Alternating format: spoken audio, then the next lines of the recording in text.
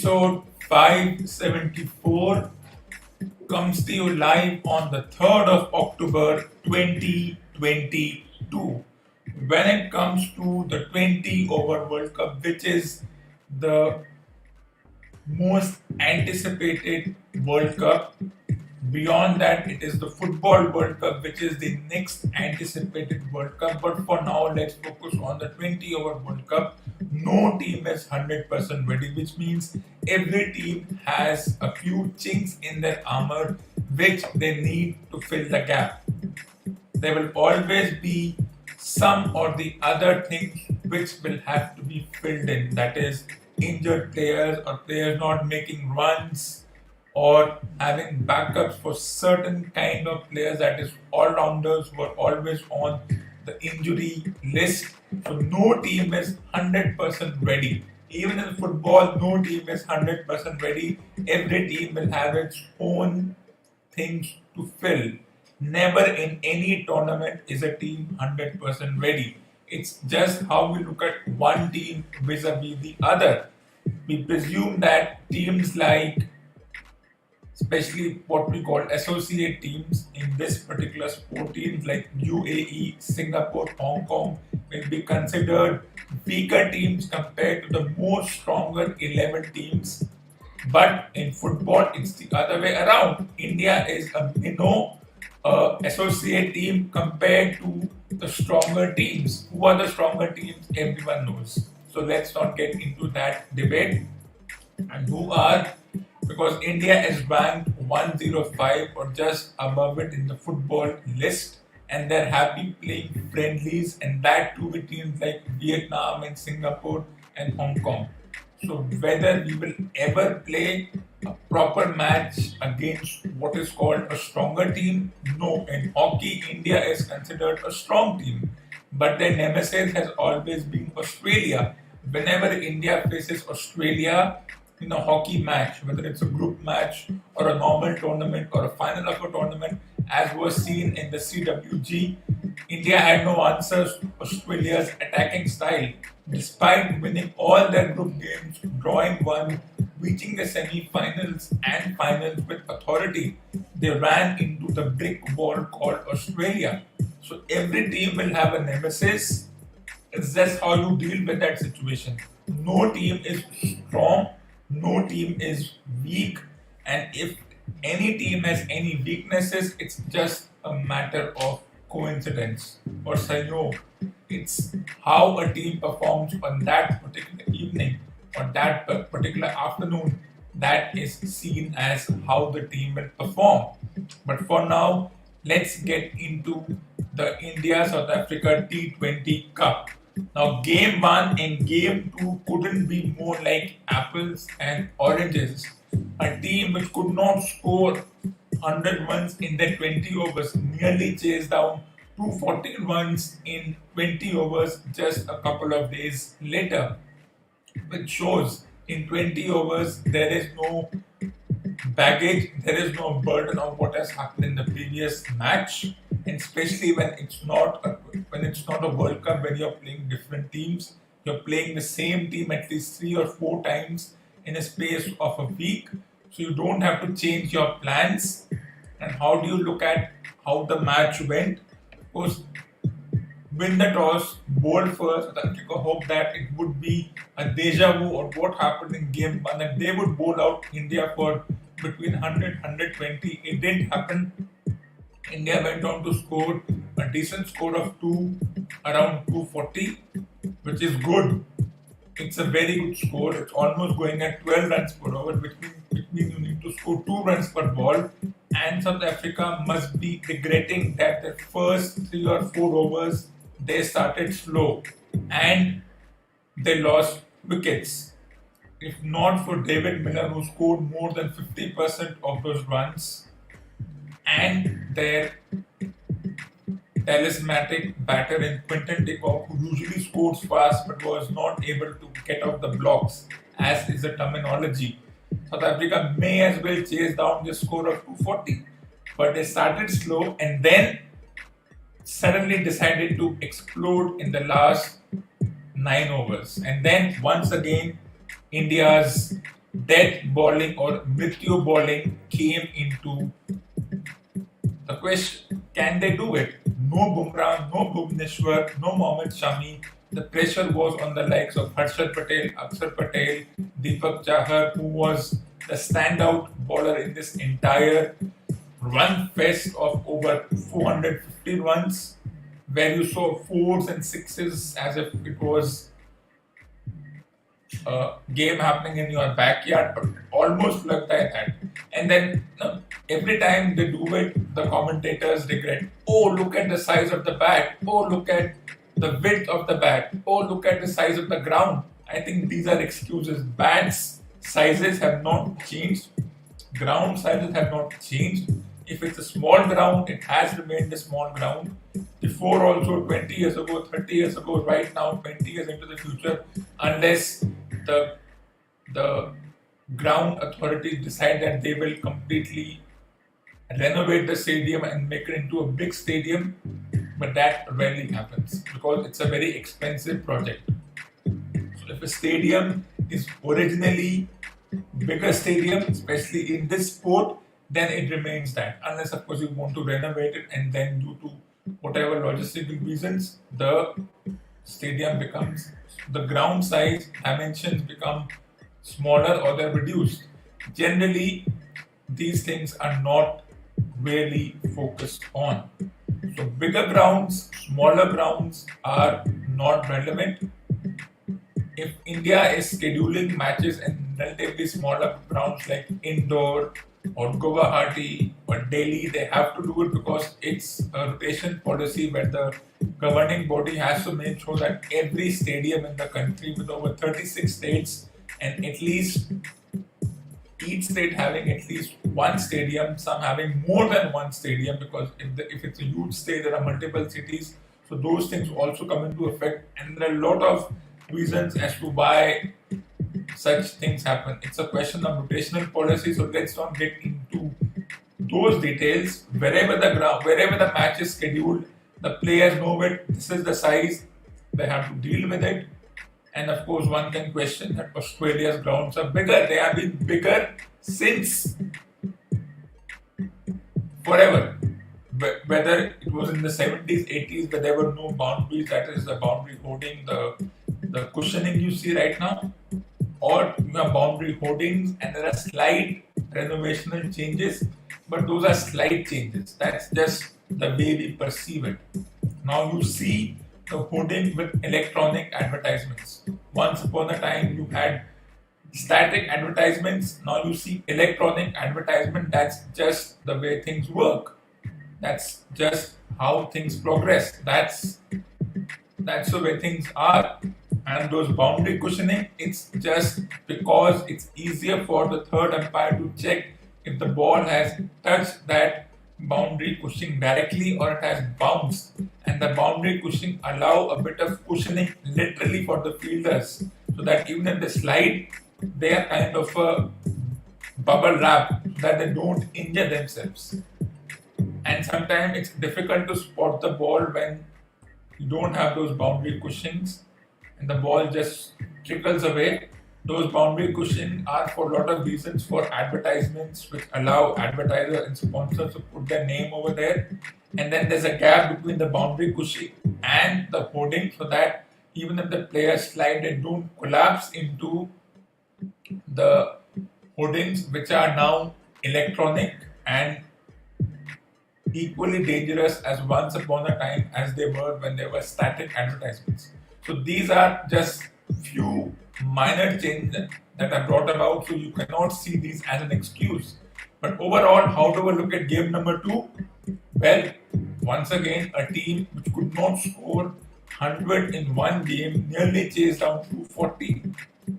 Then the team defending that score did it only because the chasing team started slowly in their first 3-4 overs. They got only around 20-25 runs.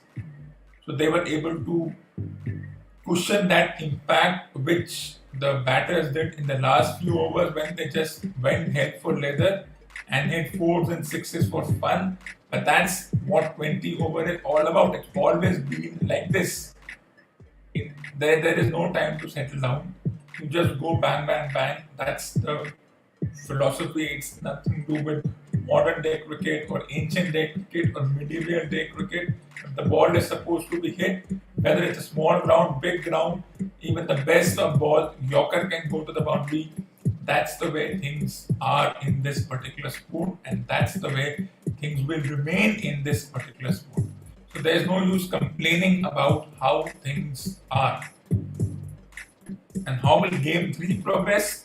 Of course, there was this whole campaigning around, It's 18 hours. there was this whole campaigning around how South Africa had never been beaten in India.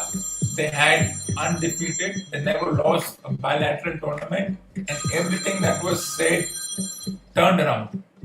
So it was a complete turnaround. India wins 2-0. India will play South Africa two more times in this match and in the group game, where it might have a different mindset. How will South Africa approach the last game? Well, I don't think they'll be affected by Babuma's not making runs and his strike rate being a question. If he's the captain, he will remain. Maybe he might switch places with another batter, because when you lost the series, especially in such series, I've seen that suddenly the team wakes up. Suddenly they start making plans. Okay, now we will exchange Babuma and Makram. We will push Babuma to number 5. We will push Miller to number 4. I've seen that plenty of times. You lose the series, and the final game, if it's a 3-match series or a 5-match series, whatever be the thing, suddenly the team wakes up, the management wakes up. Okay, we have to do something different. We've got nothing to lose. So let's do something which we have never done before in our entire life. Let's switch places. Let's get other individuals into the team. Let's get more attacking batters, attacking bowlers into the team. This is how they will approach it. Don't be surprised if whichever team wins the toss, they will bowl first. And if South Africa wins the toss, you might see someone like a Miller come at number 4. Babuma exchange places with Makram. It's a possibility. They will not drop Babuma, but they will certainly change positions, switch positions, and give Makram, who has been scoring at a decent rate, to open with De Kock with other batters. Or they might say, no, let's give the batters who haven't got a chance in this particular tournament a chance. Both teams have nothing to lose. The tournament has been won by one team. The last team could be giving chances to other players. That's how they will look at it. Will they go for changes? Well, that's on them. I'm not going to get into that, because these discussions have no concrete measure. It really doesn't make a difference how these discussions go on.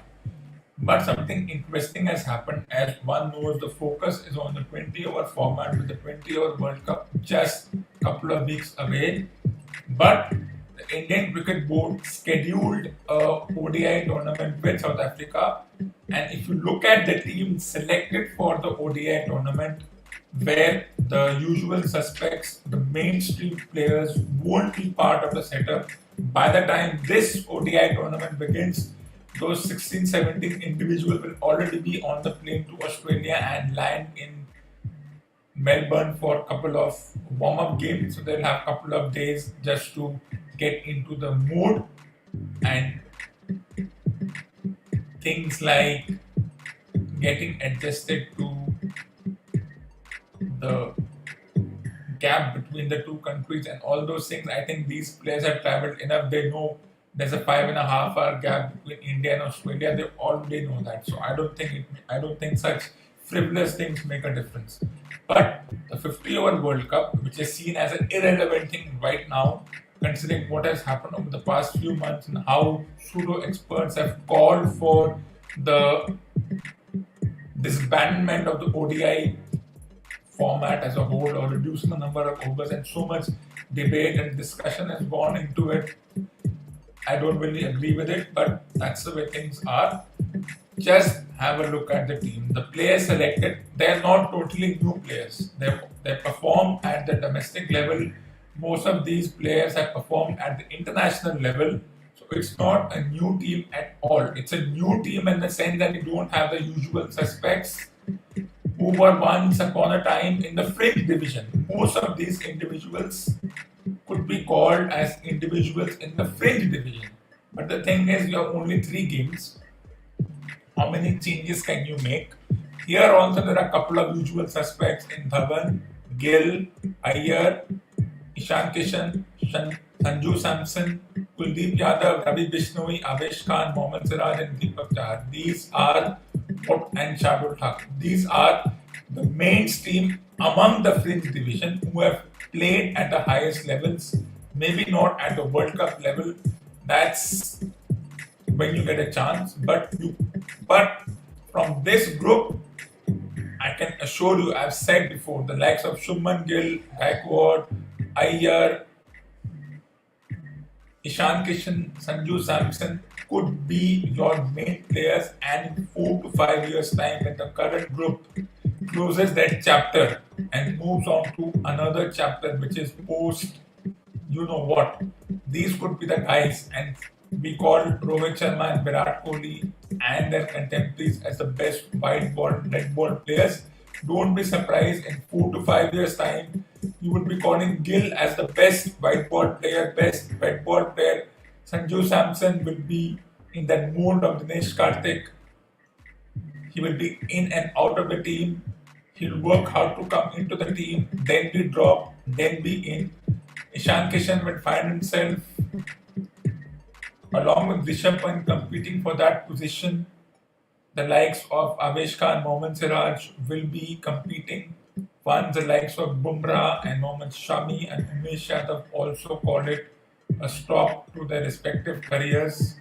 Then you have individuals like Rahul Tripathi, who has been waiting and waiting and waiting for an opportunity.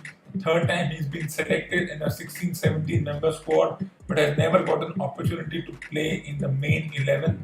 That's one aspect of cricket which really makes me a little cringe-worthy, where how do you decide? 3 matches are not enough, but I think every country is obsessed with the number 3. 3 50-hour matches, 3 20-hour matches, 3 5-day matches, 3 other kind of matches. I think they are stuck on 3. They don't want to move beyond 3 because I think 3 means that the schedule can get over in 20 days, and they're going the women's division. The women's division don't schedule any match more than 3, which I don't agree. I'll talk about the women's division on a later evening. But how do I look at this team? I look at this team as, well, giving Dhawan the captaincy, he could be the luckiest individual in the world that he's still being persistent with. They could have gone with a younger individual as a captain in a year. I would have even gambled with giving Shubman Gill, but Shikhar Dhawan comes in that mentor sort of a role, who has nothing to lose, who has probably a year left because now he's in the super senior citizen category at the age of 36 and a half, 37. At 37, he's still not old in terms of non-sporting sense, but in sports, he's old. And as I've heard and seen and read in newspapers, you cross a certain age and your eyesight becomes weak, your reflexes become slow, and at 37, that's what is thought of a certain player. Well, in non-sporting terms, also you cross 30 and you cross 35 when you're in that super senior citizen category, but that's not the conversation for tonight. Well, you can say this team has no chance to winning against South Africa. They don't have the skills. Well, the individual we are so much in praise about right now, we could make a temple out of their names. You never know. The 3 or 4 individuals, 10, 12 years ago, they were in the fringe category. They were traveling to places like Zimbabwe. They were playing in such tournaments when the main team was going to World Cups. So let's not get into that thing. 10 years from now, Gill, Gaikwad, Prithvi Shaw, Shreyas Iyer, Ishan Kishan, Sanju Samson will be in that category. If you don't agree with me, well, that's not my problem. That's your problem to consider, but I'm telling you that will happen. And there are some new players in Mukesh Kumar and Shabazz Ahmed and Rajat Patidar who have come late into the picture, but maybe the selectors had no option because this tournament was already scheduled. They had to give somebody a chance, so they just picked up a couple of players and said, let's go for it, let's give them a chance. So I still think there are some more players who would have deserved a chance. They can only have 16, 17 players in the group. So I think it's a good team. Whether to win 3-0, lose 3-0, 2-1, 1-1, I have no idea. And all the three grounds are relatively smaller grounds. One of them a ground on which I don't want to ever see a match happen, but it's happening because of the rotation policy, and that's how things work in this particular sport. So, while the mainstream players head to Australia, we'll have a couple of fringe players. Not everyone is fringe, but since they're not in that team, they're here, so they are fringe. 10 years from now, we'll be making a temple out of these names. Who knows? So, I think it's going to be a great tournament. It's going to test how things happen. This tournament may not generate interest because by the time this tournament starts, the World Cup will come nearer and nearer and nearer. But if it's scheduled, let's respect that.